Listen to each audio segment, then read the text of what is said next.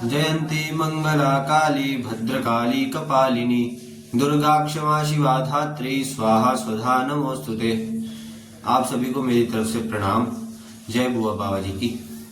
तो आज मैं आप सभी के समक्ष गुरु पर्व के अवसर पर श्री बुआ बाबा जी के बारे में कुछ बातें बताने जा रहा हूँ। तो श्री बाबा जित्तो जी, जिनका असली नाम जितमल था, वो गार नाम के स्थान के थे जो कटरा के समीप था। और बुआ कोड़ी, उन्हें श्री माता वैष्णो जी का ही वरदान मिली थी। श्री माता वैष्णो जी ही उनके घर पर पुत्री के स्वरूप में आई थी और वह अपनी चाची, जिनका नाम जोजा था, उनसे द्रवित होकर अपने घर को, अपने मूलतः स्थान को छोड़कर कानाजक में एक जगह पड़ती है झिड़ी नाम की, वहां पर आके रहे। वहां पर उनका एक दोस्त था जिसका नाम था कल्लू लोहार। उससे उन्होंने अपना जीवन व्यापन करने के लिए कोई व्यवसाय, कोई काम मांगा। वो कल्लू लोहार उन्हें वहां के एक बहुत ही नामी ग्रामी जमींदार, जिसका नाम विधि सिंह मेहता था, उसके पास ले गया और विधि सिंह मेहता से कहने लगा कि हे प्रभु, हे मालिक, ये मेरा एक दोस्त है, इसे कुछ काम चाहिए, ये अपना जीवन व्यापन करने के लिए कुछ खेती करना चाहता है। तो विधि सिंह मेहता ने कहा कि मेरी जितने भी खेत हैं वो सारे मैंने सिंचाई के लिए, खेती करने के लिए लोगों को पहले से ही दे रखे हैं। मेरा ये एक झाड़ है जंगल के तरीके का, इसे तुम साफ करो और इसी के ऊपर तुम खेती करो।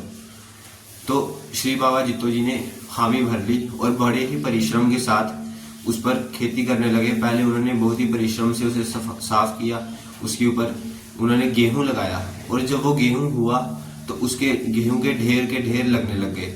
विधि सिंह मेहता वहां पर जब देखने आया तो उसको देखकर, गेहूं को देखकर वो चकित रह गया। वो सोच में पड़ गया कि इस बंजर जमीन के ऊपर इतना गेहूं कैसे लग रहा है।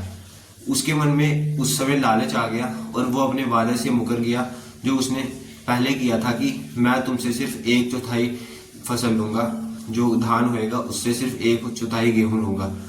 तब उनकी यह बात सुनकर बाबा जित्तो जी बहुत ही ज्यादा दुखी हो गए, क्योंकि वह चाहते थे कि मैं धान से सबसे पहले भगवान का हिस्सा निकालूं, उनके लिए कुछ धान निकालूं।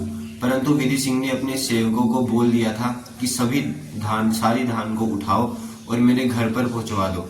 तब उसकी यह बात सुनकर वो इतने दुखी हो गए, उनका मन इतना विचलित हो गया कि वह धान के ऊपर चढ़ गए और उन्होंने अपने कटार से अपना हृदय भेद दिया, जिससे उनके लहू से पूरी की पूरी धान भी लाल हो गई। तब उन्होंने अपने प्राणों को त्यागते हुए कहा कि अब इस धान का स्वाद मेरे खून से और ज्यादा बढ़ गया होगा। हमें बाबा जित्तो जी से यह सीख लेनी चाहिए कि हमें परिश्रम और ईमानदार से ही अपना जीवन व्यापन करना चाहिए। हमें कभी भी किसी का हक नहीं मारना चाहिए और सदैव दयालुता दिखानी चाहिए। हर वर्ष बहुत से मनोरार्थी अपनी मनोकामनाओं को पूरा करने के लिए उन्हीं के स्थान झिड़ी मेले में आते हैं और अपने कामों को, अपनी मनोकामनाओं को पूरा कर जाते हैं। धन्यवाद। जय बुआ बाबा जी की।